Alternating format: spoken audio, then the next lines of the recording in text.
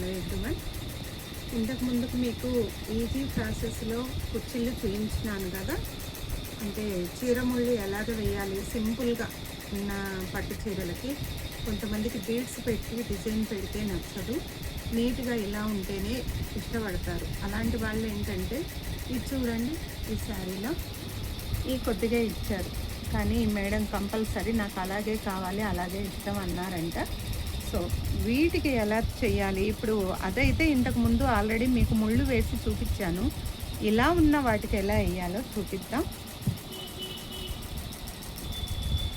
ఇవి ఉన్నది ఇక్కడ పోగు గమనించుకోండి. ఈ థ్రెడ్ సెంటర్లో ఒకవేళ అట్లా కాదు అంటే ఇలా ఓపెన్ చేసైనా సరే ఇంతవరకు కట్ చేయండి. ఇలా కొద్ది కొద్దిగా కట్ చేసుకోండి. ఇంతవరకే, ఈ ఎడ్జ్ వరకే ఇలా వచ్చేస్తుంది. దీన్ని ఈ కార్నర్లో గట్టిగా పట్టేసేయండి. క్రాస్గా వచ్చేటప్పుడు అప్పుడు ఇక్కడ పట్టి ఇలా అనేసేయండి.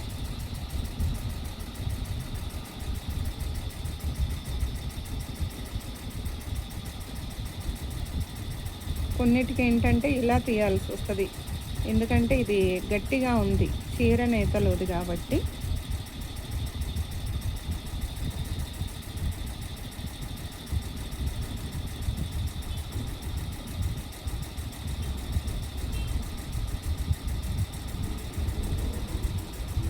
దీనికి ఇంకో పద్ధతి కూడా ఉంది. ఇదిగోండి, అయిపోయింది. ఇట్లా ఉన్నదాన్ని ఏం చేస్తామంటే నీట్గా వేసుకున్నాం.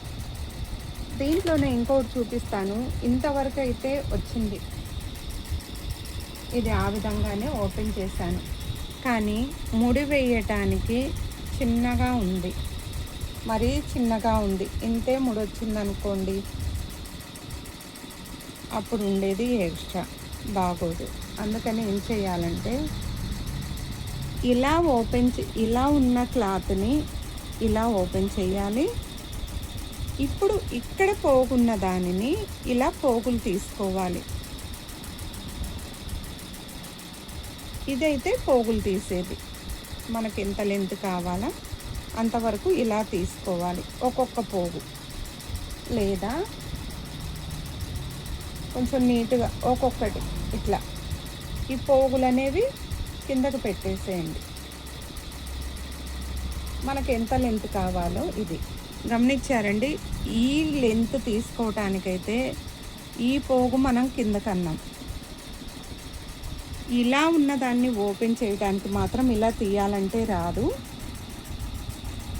ఇలా చిన్న చిన్నగా కట్ చేసుకొని ఇలా ఓపెన్ చేసుకోవాలి. ఇలాగా ఈ పైన లెంత్ తీసుకోవటానికి మాత్రం ఈ పోగులు ఇలా అన్నామంటే ఇదిగోండి, ఈ థ్రెడ్ అనేది వచ్చేస్తుంది. ఈ థ్రెడ్ అనేది ఈజీగా వస్తుంది, కానీ ఇలా తీయాలంటే రాదు. కాబట్టి ఈ పద్ధతి వాడుకోండి, ఎవరికన్నా యూజ్ అవుతుందేమో అని చూపిస్తున్నాను. థ్యాంక్ యూ అండి.